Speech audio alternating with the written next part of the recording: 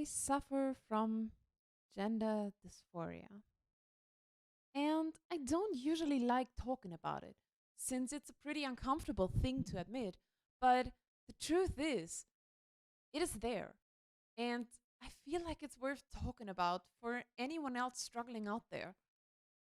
For a few years now, I'm in this weird journey of trying to find myself. And a few days ago, I had a little bit of a breakdown and actually recorded some pretty raw imagery on how my gender dysphoria shows itself.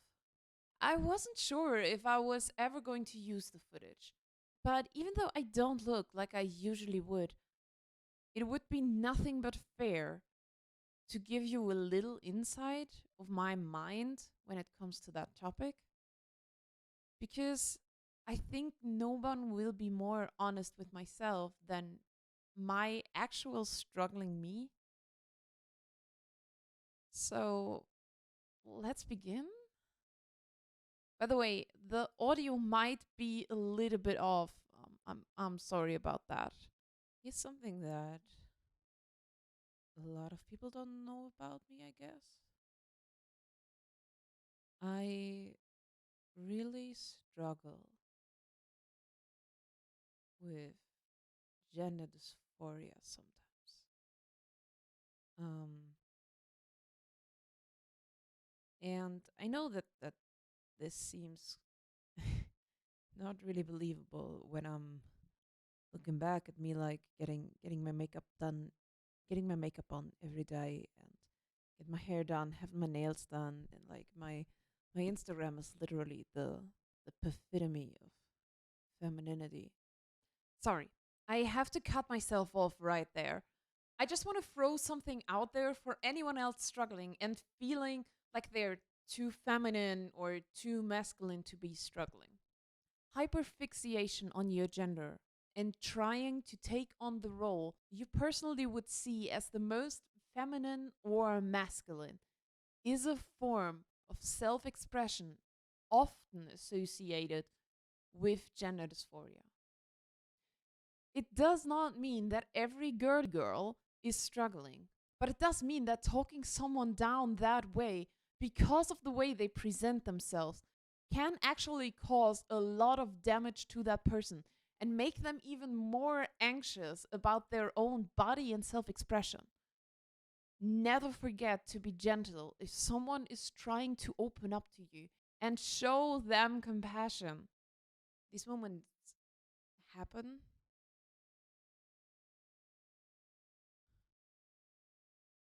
I know that usually, like, gender dysphoria is like a thing that only people who are trans experience. And I use she, they pronouns. I don't know how much that qualifies me. Now I'm throwing myself off with that statement a little bit. Here's what I meant. A lot of trans people experience gender dysphoria. It is usually a term used by trans people to express the feelings of being trapped in their body and not be able to express themselves. However, it is not an exclusive term for trans people. Cis people can also feel gender dysphoria. Your feelings are valid, my friends. Don't let anyone tell you otherwise. It's like it's it's this weird phenomenon, and when you try to talk about it with other people, a lot of the time you hear like things like, "Oh, wow, why you're not feeling good about yourself? You're so beautiful and you're so pretty." And it's not like I'm feeling ugly. I'm not I'm not feeling ugly. I actually like how I look, and I would describe myself as a pretty person. And I'm usually quite confident in how I look and what I do, and I know how to dress and everything, but I just feel uncomfortable sometimes. And then there's like these people who go out and be like, "Well, yeah, we all feel ugly sometimes, and it's all right. You can feel ugly, whatever. But you're beautiful. You don't have to feel ugly. You're like so pretty." And trying to explain that it's not that, it's weird. I'm like, imagine, like, I'm trying to find the right words on how to describe it, but like, imagine you're sitting in a plane for 12 hours and the chair you're sitting in isn't in a 90-degree angle, it's like more in a 85-degree. And you don't necessarily see it when you sit down, but and you don't feel it when you first sit down. But when you're like sitting in it for the whole 12 hours, your back starts to hurt. And you know that it's a chair and it looks like a normal chair and it feels like a super normal chair, but you know that it doesn't fit you, or but you know that it's uncomfortable. I don't know. Does that make sense? Uh, You tell me, does it? But seriously, talking to someone who never experienced that kind of struggle is complicated. Like most things someone's struggling with, it is hard to explain it to someone who never experienced it. But I do actually like the analogy I brought up with the chair. I feel like it gives a good visual idea of the whole topic, I guess. But I don't know. Just let me know if it was understandable for you guys. It's a weird thing because it's like I own, like, it's in my closet. On one side there is like push-up bras and on the other side you have a binder lying, and you know that you can wear both and still be who you are, but you don't feel like who you're supposed to be. I don't know. Your gender expression and identity can change over time. Some people wake up and feel different every single day, and that is fine. You can express yourself every day differently and still feel good about yourself. Your identity and your struggles are valid no matter how you choose or not choose to express yourself. And sometimes I'm like questioning myself whether or not I'm like making all of this up or if it's actually there. Like, am I doing that for the attention, or is it like a feeling that I really have? Because if you're seeing it like in media portrayed, a lot of things that you read is like, oh yeah, no, it's just they just want attention and they're creating new pronouns for the attention and new images and body things and stuff, and like it's all just for the attention. I'm seeing that and I'm seeing it over and over and over again, like a lot of people do. And like a lot of other people, you start questioning, like, is this real, or is this in my head, or am I just making it up for the sole reason of getting attention? And I feel like I don't know. And the feeling of I don't know is like, I had this in one of the videos I watched from a trans creator the other day, talking about like, if you're questioning whether or not you make it up, then you are not making it up. Because like, if you were making it up, you would know that you were making it up. Period. End of the discussion. If you are unsure, you are not making it up. You might not be ready yet, and you might not know where the road will bring you, but you are not doing it for the sole purpose of attention. Please keep on searching and finding yourself. You are doing great, okay? You really are. A few years ago, I shaved my head for a while, and I wear like lots of binders. and on my Instagram there's like an old picture of me doing like a drag king makeup, and it's still one of my favorite pictures. And it's not, I don't feel like I want to be a man, but I don't feel like manly. I feel like very feminine, and love wearing dresses and bright colors, and I love my hair and my nails and my makeup, and at the same time isn't like the whole construct of like what a woman should do and what a man should do, and am I falling into this trap of like hyper feminizing myself to make myself believe, or am I just hyper feminizing myself to make like myself believe that I'm like super feminine woman with like no problems and not thinking about it and not questioning myself? I was talking about that earlier. Hyperfixation on a certain gender role is a thing. It can be a clear sign of gender dysphoria. Expressing myself as a drag queen was a super amazing and empowering feeling. Shaving my head was something that I loved for a very, very long time. The short hair looked amazing on me, and I just loved the look. But I also love my long dyed hair. Again, your way of expressing yourself can change. How you want to look and what you see as beautiful can also change over time. You are a human. You are always evolving and adapting to your surroundings. It is fine to have different expressions at different times. I saw so many amazing people in like online, in my online community, especially like on my Twitch, that recently came out as like non-binary or live as non-binary, and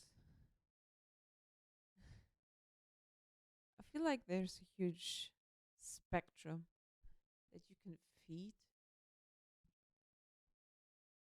Like when I'm thinking about non-binary creators, and I'm thinking of like Electric Mermaid or Warwick Zero, who both are non-binary and have like very different idea of what non-binary looks like or has to look like, or it can look however you want. But at the same time, if you look too feminine, like society will be like, mm, you can't be non-binary because you're a woman, and if you're a man and you dress up in a skirt, then you can't be a man because you're definitely a woman, and if you're a woman who wears too many manly clothes, you can't be a woman, like don't dress like a man. And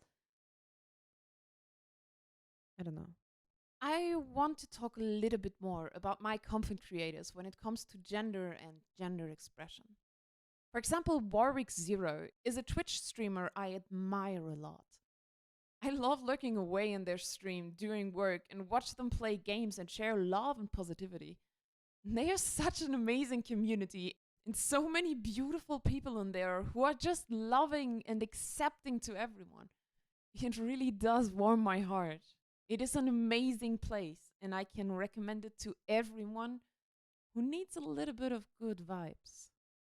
Another comfort place of mine on Twitch will always be Concho Dreamer, who's not just a good friend, but also one of the only people I ever actively heard using the they them pronouns on me, which gives me such a boost in confidence sometimes. I honestly don't know if he knows how much it really means to me, but I'm really grateful that I got the chance to meet this amazing person. I really do. And when we go over to YouTube, we have so many amazing channels that talk about affirming identities as well. Like Jamie Dolce, One Topic, or Samantha Lux. there are so many amazing creators who help comforting me on my bad days and make me feel amazing. The list is really, really long, and I'm grateful for every single one of them I found, since they've given me a place to catch myself and think about my identity without having to be scared to express myself. I've I've been babbling to myself for like half an hour. Again, I don't know if this is gonna be in a YouTube video or if this is gonna be like lost on my PC forever. I'm not I'm like during the whole time I record, I'm not wearing makeup, I'm not wearing makeup, I'm not wearing makeup. People are gonna see me without makeup. People are gonna see that I have pimples. People gonna see that I'm not looking great, that I don't have my usual red lips. I'm not wearing like my jewelry, which I would always wear. I'm wearing like oversized hoodie, which I sometimes do during streams, but not like this. Like I'm not on my YouTube attire, I guess. So is this like really a video that you want to post, or is this like a video you should post, or you shouldn't, and you should think about it? And I don't know. And this is why I wanted to post this. Because I feel like giving you a little insight of a hard topic like this with my own personal experience might be a good way of expressing it to people who have never felt that way before. Yes, I show myself in a vulnerable situation. Yes, I'm not wearing makeup. And yes, it is still okay. I can post this. I will be fine. Life will be fine. I feel like what I'm trying to say is you can be beautiful and still question yourself. And it's okay to not always understand.